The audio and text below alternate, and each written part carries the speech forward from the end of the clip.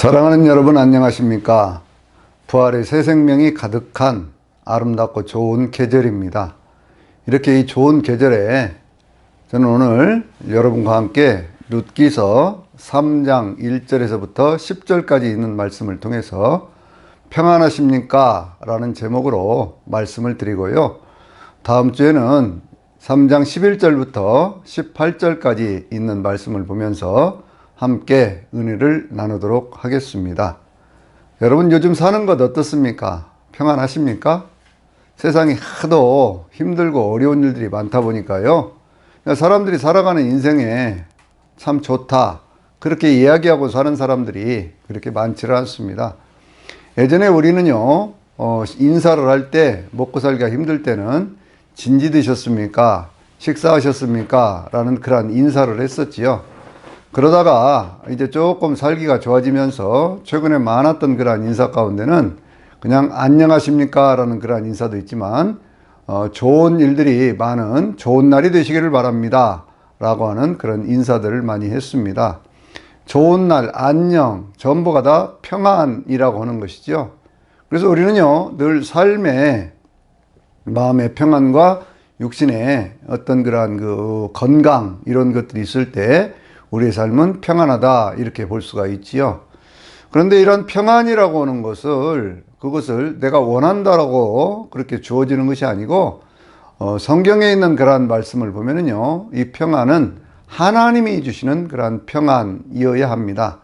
그래야 우리 인간이요, 스스로 평안할 수 없을 때에도 하나님이 주시는 그런 평안 속에서 참된 기쁨으로 그렇게 살 수가 있는 것이죠. 성경에 있는 그런 말씀 가운데요, 제가 좋아하는 그런 말씀이 있는데, 그 말씀에는 아무것도 염려하지 말고 오직 모든 일에 너희가 기도와 간구로 너희 구할 것을 감사함으로 하나님께 아뢰라. 그리하면 모든 지각 위에 뛰어나신 하나님의 평강이 그리스도 예수 안에서 너희를 지키시리라 라는 말씀이 있죠. 하나님의 평강이 우리의 삶에, 우리의 마음에, 우리의 생각까지를 지켜주실 때, 그때 우리는 참된 평화를 누릴 수가 있잖아요. 그래서 예수님께서는요, 내가 주는 평안은 세상이 주는 것 같지 않다라고 이렇게 말씀을 하셨고요. 너희는 마음에 근심하지 말라, 하나님을 믿으니 또 나를 믿으라, 이렇게 말씀을 하셨습니다. 근데 이 말씀의 공통점은 뭐냐면 하나님이 평안을 주신다는 거예요. 내가 스스로 노력해서 애쓰고 그렇게 해서 주는 것이 아니라 하나님이 주신다는 거거든요. 그래서 주님께서 이렇게도 말씀을 하셨죠. 수고하고 무거운 짐진 자들아 다 내게로 오라, 내가 너희를 쉬게 하리라, 이렇게 말씀을 하셨어요.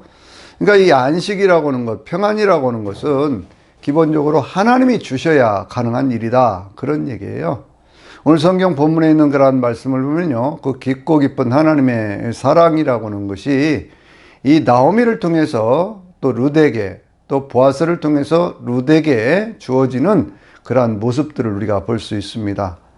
참 좋은 환경 속에 살다가 결혼해서 살았던 그 나오미가 자기 남편 엘리멜렉을 잃어버리고 자기 아들들까지 잃어버린 채 참 풍성하게 나갔지만 빈손으로 돌아오는 그런 안타까운 그러한 모습들을 우리가 룻기서 1장에서 보았잖아요. 근데 하나님께서는 그 가운데 보아스라는 사람을 준비해 주셨고, 그래서 그 보아스를 통해서 하나님은 이 나오미의 인생 가운데 또 룻의 인생 가운데 새로운 길들을 계획하고 계셨습니다.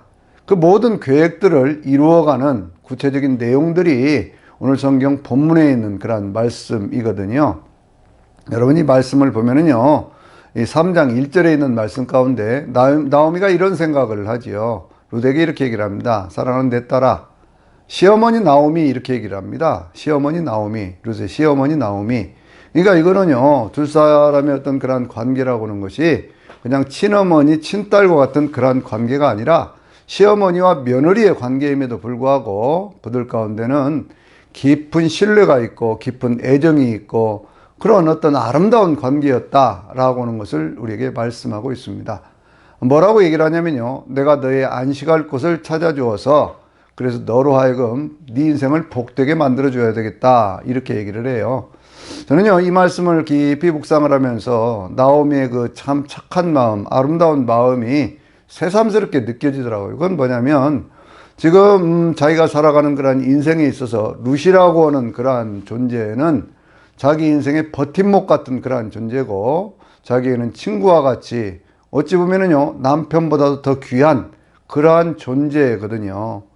그런데 만약에 룻을 이렇게 떠나보낸다고 하면 자기 인생의 앞날이 어떻게 될 것인가 라고 하는 것에 대한 염려도 있었을 거라고 말이에요. 그럼에도 불구하고 나오미는 자기 인생의 유익을 생각하지 않고 룻의 앞길을 생각하면서 그에게 안식할 곳 세 길을 열어주려고 하는 그러한 자기 희생적인 마음, 바로 그것이 보여진다라고 하는 것이죠. 여러분, 사랑은요, 그래서 자기의 유익을 구치 않는다 그렇게 말씀하고 있는데, 자기의 유익을 구하지 않는 그러한 사랑이 우리 인생 가운데 안식을 주시는 하나님의 사랑으로 나타납니다. 성경을 보면 언약에 대한 그런 말씀이 옛 언약이 있고 새 언약이 있다, 우리가 그렇게 얘기하잖아요. 근데 옛 언약, 이스라엘 백성들이 출애굽을 해서 시내산에서 맺었던 그 언약이라고 하는 것은, 그래서 우리가 옛 언약 그렇게 얘기를 하는데, 이 옛 언약의 사건도 피로 맺은 언약입니다. 하나님께서 말씀을 하셨어요. 십계명도 주시고 율법도 주시면서 너희를 내 소유로 삼을 것이며, 그리고 너희가 제사장 나라가 될 것이다 라고 말씀을 하셨어요. 어떻게 하면? 하나님의 말씀과 규례와 율례를 쫓아 살면, 그랬지요. 이스라엘 백성들이 어떻게 얘기를 합니까? 우리가 그 말씀을 다 지키고 살겠습니다 라고 다짐을 합니다. 그래서요, 모세가 출애굽기 24장 6절에서 8절까지 있는 말씀을 보면 짐승을 잡아서 거기에 이제 제단에도 뿌리고 이스라엘 백성들에게도 뿌리면서, 그러면서 하나님과의 언약을 맺는 그러한 모습을 보여주고 있어요. 그런데 이 말씀들을 우리가 깊이 묵상을 해보면 무엇을 알 수 있냐면, 그 짐승을 잡는 것이 누구예요? 사람들입니다. 사람들이 그 짐승을 잡아서 그 짐승의 피를 통해서 하나님과 언약을 맺는 거예요. 인간의 자기 희생을 통해서 하나님 앞에 나아가는 그러한 모습 볼 수 있지요. 그런데 새 언약의 사건이라고 하는 것은 어떤 사건이냐 그러면, 누가복음 22장 19절과 20절에 있는 말씀을 보면 예수님께서 그 성만찬 예식을 거행을 하시면서 떡을 떼시면서 제자들에게 주시고, 이것은 내가 너희를 위하여 주는 내 몸이라고 말씀을 하셨고, 또 그러면서 잔을 식후에 주신 다음에 이 잔은 너희와 맺는, 피로 맺는 새 언약의 잔이다 라고 이렇게 말씀을 하셔요. 그러니까 새 언약의 잔, 바로 그것은 무엇을 통해서 이루어지는 것이냐? 예수님의 십자가의 보혈을 통해서 이루어지는 겁니다. 근데 여기는요, 아주 놀라운 것이 담겨 있는데, 그건 뭐냐면 예수님의 십자가의 보혈이라고 하는 것은 인간이 잡아서 피를 흘리는 사건이 아니에요. 그 피를 통해서, 짐승의 피를 통해서 하는 거 아닙니다.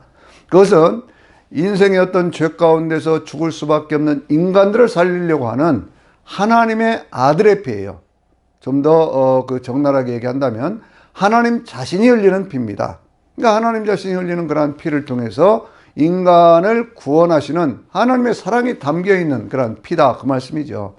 그러니까 옛 언약은 인간들이 짐승 잡아서 맺는 언약이라면, 새 언약은요, 하나님 자신이 자기의 어떤 그런 그 자기 희생을 통해서, 자기의 내어줌을 통해서, 그 피를 통해서, 피 속에는 생명이 있기 때문에 그 영원한 생명으로 사람들을 살리는 그러한 사랑의 사건이라고 하는 것을 우리에게 말씀하고 있는 거거든요. 그래서 11장 15절에도 그래서 이 말씀을 새 언약의 피 이렇게 이야기를 하고 있는 거예요. 여러분, 이 심정은 우리가 무엇을 보면 알 수 있냐면, 제가 가끔 교인들한테는 이렇게 물어볼 때가 있습니다. 여러분, 자식이 죽으려고 그럴 때, 자식이 죽게 생겼는데 부모된 여러분이 자식을 위해서 죽어서 그 자식을 살릴 수 있다면 그러면 죽을 수 있겠습니까? 이런 질문을 던져본 적이 있어요. 그랬더니 가장 쉽게 대답하는 사람들은 누구냐 그러면 어머니들이 쉽게 대답하더라고요. 어머니들은요, 그냥 쉽게 예, 그렇게 할 수 있습니다. 나는 자식을 위해 죽을 수 있습니다. 그렇게 얘기를 하더라고요. 근데 아버지들은요, 대답이 좀 늦더만요. 그래서 제가 그걸 보면서 여전히 이 어머니들의 사랑이라고 하는 것, 자기의 어떤 뱃속에서 10달 길러서 피를 흘리면서까지 태어나게 했던 그 생명, 그 어린 자식들을 위한 그 어머니의 위대한 사랑이라고 하는 것, 그걸 보면서요, 하나님의 마음이 바로 그런 어떤 그런 어머니들의 마음과 같은 것, 바로 그런 것이다 라고 하는 것을 새삼스럽게 느낀 거예요.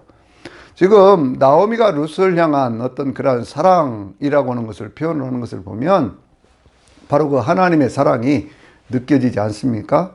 하나님께서 자기 자신을 온전히 십자가에서 죽으시면서까지, 하나님의 아들이 죽으시면서까지 우리를 위하여 피를 흘려주시는 바로 그 피로 맺은 그 새 언약이기 때문에 우리는 이 언약을 통해서 죄에서부터 해방되고 하나님의 자녀가 되고 하나님 나라의 주인공이 되고, 그리고 모든 환난을 이길 수 있으며 더 나아가서 사단을 이기고 그리고 영원한 천국의 주인공이 되는 그러한 길이 열려지게 된 것이, 예수님께서 내가 곧 길이요 진리요 생명이라고 말씀하신 바로 그 은혜가 바로 이런 어떤 그런 십자가의 사건을 통해서 우리에게 보여주고 있는 것이거든요.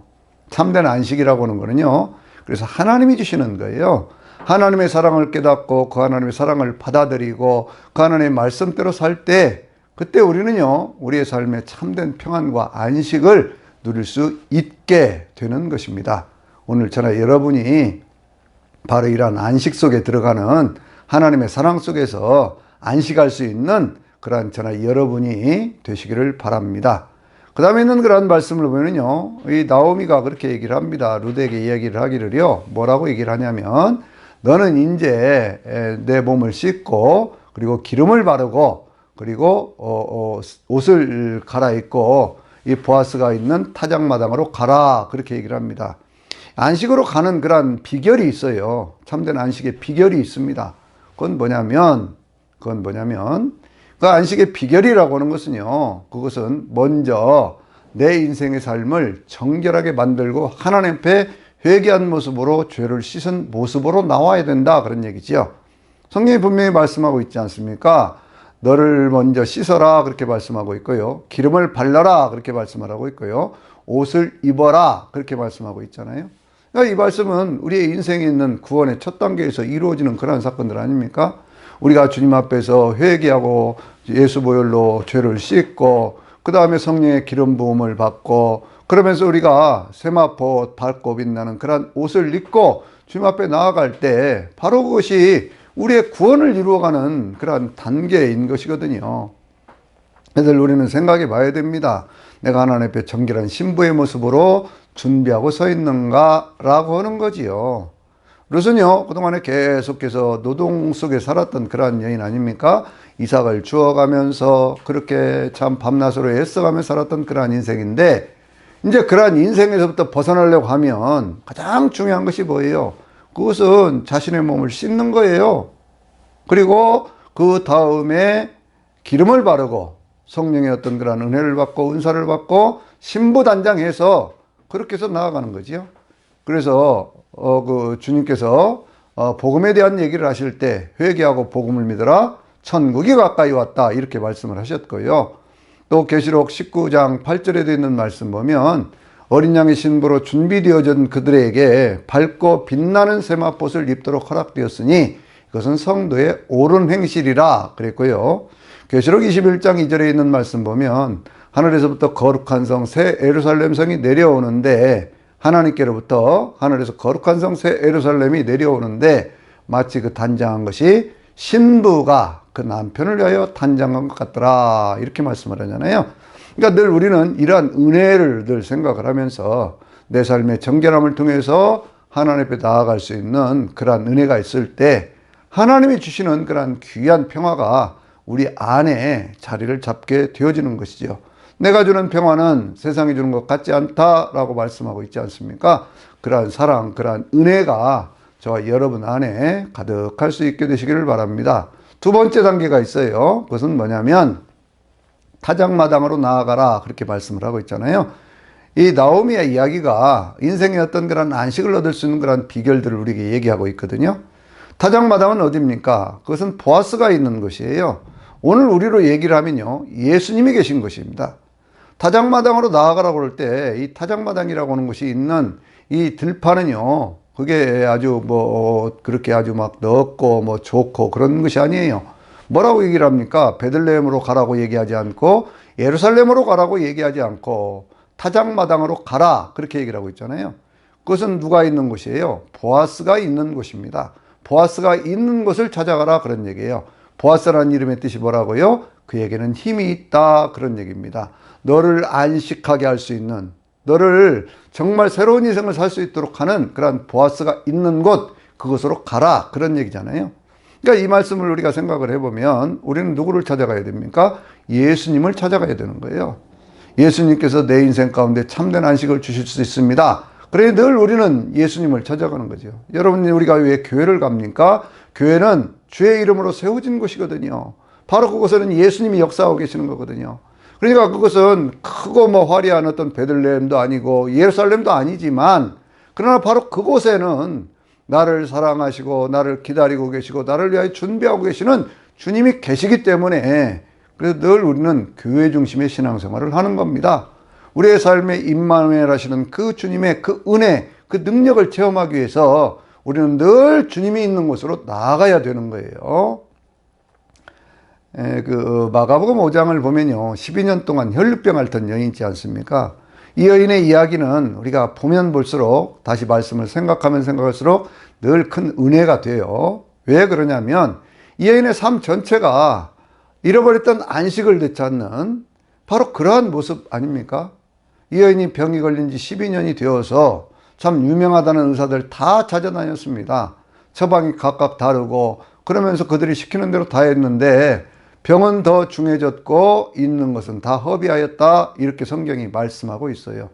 여러분, 그렇지요. 어떤 병이 들어갖고 시달리다 보면요, 세월이 가면 의사들이 이 처방도 하고 저 처방도 하지만 나중에 어떤 무슨 합병증이나 생기면 병이 오래돼서 그렇습니다. 관리가 잘못됐네요. 그러고 그냥 넘어가 버려요.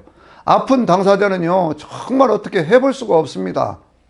그 의사를 믿고 의지하고 그렇게 갔는데, 그런데 그 병에 대한 얘기를 하면서 치료를 해주는 것이 아니라, 그냥 그렇게 얘기를 해버리면 마음속에 절망감, 낙심감, 그런 거 찾아오지 않겠습니까? 이 여인은 12년 동안 유명하다는 의사들 다 찾아다녔고, 해볼 수 있는 거 다 해봤는데, 병은 더 중해졌고, 그리고 그 여인의 가지고 있는 모든 재물도 다 사라져갔다, 그런 얘기예요. 어떻겠습니까, 여러분? 이 여인의 마음이요. 그런데 이 여인이 그러던 차에 예수님의 소문을 들었잖아요. 그래서 예수님의 소문을 듣고 예수의 옷가에 손만 대어도 나으리라는 그런 믿음이 생겨서 이 여인이 예수님이 있는 곳을 찾아갑니다. 거기는 많은 사람들이 있어요. 그런데 이 여인의 목적은 오직 하나입니다. 사람들을 만나러 가는 것이 아니라 예수님을 만나러 가는 거예요. 예수님을 만나러 갈 때 어떻게 했겠습니까? 목욕했겠지요. 그리고 기름 발랐겠지요. 그리고 옷을 갈아입었을 겁니다. 가장 정결한 모습으로 자기가 할 수 있는 최선을 다해서 예수님에게 나아가서 예수님의 옷가에 손만 대어도 나으리라는 그런 믿음을 가지고 주님을 찾아가서 예수님의 옷을 잡았을 때, 그때 그 여인은요, 그 병의 근원이 말라버리고 그러면서 구원의 새 역사가 이루어지지 않습니까? 주님이 말씀을 하시죠. 누가 내 옷가에 손을 대었느냐? 이렇게 얘기를 하니까 거기에 있는 사람들이 서로 이렇게 많은 사람들이 있는데 누가 그렇게 했겠습니까? 아니다, 누군가가 내 옷을 잡아당겼다. 그 여인이 나와서 자기 인생에 있었던 그런 얘기들을 쭉 얘기를 하고 있지 않습니까? 그럴 때 주님께서 뭐라고 말씀하셨어요? 여인아, 내 믿음이 크도다. 내 믿음이 너를 구원하였으니 평안히 가라. 병에서 놓여 건강할지어다. 라고 말씀을 하셨어요. 바로 이 예수님이 있는 곳으로 찾아오는 바로 그 여인의 믿음 속에서 구원의 역사가 나타났던 것처럼, 보아스가 있는 타작마당으로 나아갔던 바로 그 루텍에 그런 은혜가 임하게 되는 거예요. 그래서 늘 우리는요, 예수님과 함께 동행해야 되고 성령님과 함께 동행해야 되고 예수님이 있는 곳으로 나아가야 되는 거예요. 주님은 늘 그렇게 말씀하시잖아요. 나의 사랑, 나의 어여쁜 자야, 일어나 함께 가자, 이렇게 말씀을 하시잖아요. 여러분, 주저앉지 말고 주님의 손 붙잡고 일어서서 하나님의 은혜 안으로 들어오고 주님과 함께 동행할 수 있는 저는 여러분 되시기를 바랍니다. 그래서 이제 타작마당으로 그날 나아가는데, 그날 밤에요, 어떤 사건이 있느냐 그러면, 이제 이 보아스가 먹고 이렇게 마시고 즐기고 그렇게 하면서 자기 인생 가운데 어떤 그런 참 좋다 하는 그런 느낌이 있었겠지요.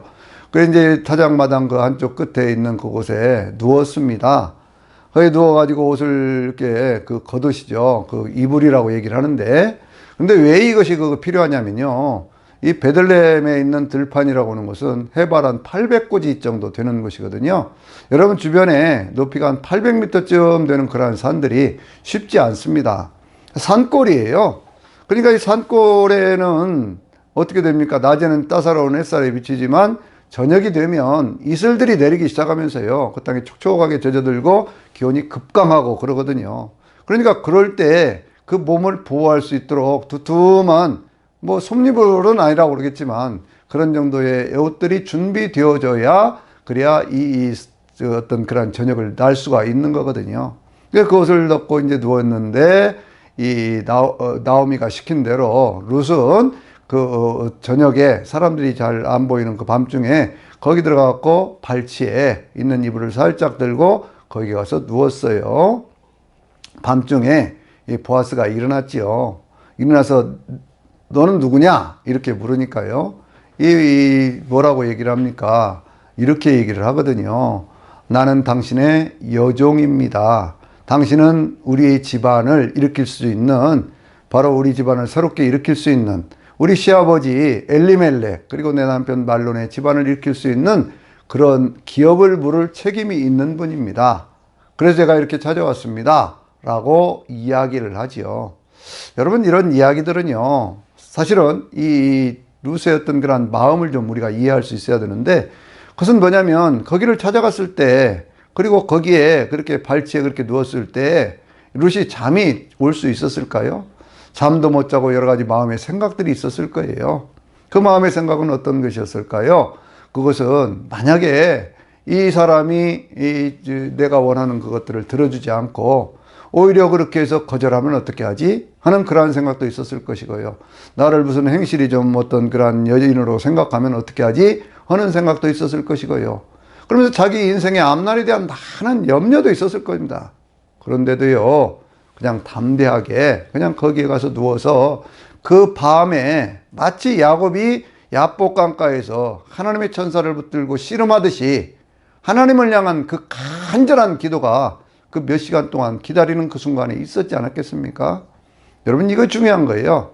안식을 얻기를 원하면 때때로 우리의 삶에는 기다림과 기도가 있어야 된다 그런 얘기예요. 자 보십시오. 자신의 삶을 깨끗하게 정결하게 가꾼 다음에 보아스가 있는 타작마당을 갔습니다. 그 순간에 바로 어떤 안식이 주어지는 건 아니에요. 그러나 그 순간에 거기서 뭐라고 얘기를 하냐면요. 이 룻은 자기가 할 수 있는 얘기를 다 하는 거예요. 뭐라고 얘기를 합니까? 거기에서 당신의 옷자락으로 나를 덮어주소서라고 얘기를 하고 있잖아요. 당신의 옷자락으로 나를 덮어주소서. 보아스가 이전에 뭐라고 얘기를 했습니까? 룻을 처음 만났을 때요. 하나님께서 이스라엘의 하나님의 그 날개 그늘아래 피하러 온 너에게 하나님께서 온전한 상을 주시기를 원하노라 그랬잖아요. 그런 이야기들, 그 이야기를 그대로 담아서 당신의 옷자락으로 나를 덮어주소서, 내 인생 가운데 안식을 주소서 하는 그런 기도와 간구가 그게 있다 그 얘기예요. 그러니까 우리의 삶에는요 그런 것이 있어야 돼요. 정말 하나님을 만나는 그런 그 은혜, 예수 그리스도를 만나는 그 은혜 속에서 주님을 향한 정말 간절한 그런 바람과 기도가 있어야 된다 그 얘기죠. 그때 뭐라고 얘기를 합니까? 이 보아스가 이렇게 얘기를 하거든요. 보아스가요, 아 그래, 하나님께서 너에게 복을 주시기를 원한다. 네가 이렇게 나이가 많은 사람, 아무튼 나를 이렇게 찾아온 것, 그냥 뭐 세상에서 네가 잘 살려고 하면 젊은 사람 만나도 될 텐데 그렇게 하지 않고 나를 이렇게 찾아와서 그와 같은 것들을 이야기한다고 하는 것은 정말 네 인애가 처음보다는 나중이 더 많다라고 하는 그러한 얘기로 10절에 있는 말씀이 마무리가 되고 있거든요. 여러분 우리 인생 참 처음보다 나중이 좋은 인생 이런 평가 들으면 얼마나 좋겠습니까? 그래서 주님께서 늘 우리에게 얘기하시는 것 가운데 하나가 내 시작은 미약하였으나 내 나중은 심히 창대하리라 라는 그런 말씀도 있고요. 두아디라 교회에 오신 그런 말씀 가운데는 내가 처음보다 내 나중 행위가 처음 것보다 많도다 라고 하는 그런 칭찬들을 주시는 것들을 볼 수가 있거든요. 우리의 삶은 여전히 연약합니다. 부족합니다. 힘이 들어요. 참된 안식도 없습니다. 그럴 때 우리는 눈을 들어서 하나님을 바라봅니다. 내 스스로의 어떤 수행과 내 스스로의 어떤 고행을 통해서 벗어나려고 하는 거 아니에요. 하나님이 우리를 도와주신다고는 그 믿음을 우리는 가지고 있기 때문에, 하나님이 내 편이시라고는 바로 그 믿음이 있기 때문에, 하나님께서 그 날개 그늘 아래서 나를 쉬게 하신다고는 그 믿음이 있기 때문에 우리는 주님 앞에 나온 사람들이잖아요. 내 인애가 처음보다 나중이 더 많다라고는 그러한 이 보아스의 칭찬은요, 그것은 이 룻의 어떤 그런 인생에 대한 그런 평가 아니겠습니까? 그러면서 이제 그 앞으로 되어져가는 모든 일들 속에서 하나님께서 어떻게 행하시는가, 그걸 이루어 가시기 위해서 하나님이 어떻게 행하시는가 라고는 얘기가 11절부터 18절까지 있는 그러한 말씀이거든요. 그래서 우리가 1절에 10절까지 있는 그러한 말씀 속에서 우리가 참된 안식을 얻을 수 있는 비결은 무엇이냐? 제가 세 가지를 말씀을 드렸어요. 첫째는 우리의 삶의 정결함이라고 하는 것을 통해서 하나님 앞에 나아가자. 그리고 항상 두 번째는 보아스가 있는 타작마당, 예수님이 있는 곳으로 나아가야 된다. 세 번째는 기다림과 기도가 있어야 된다.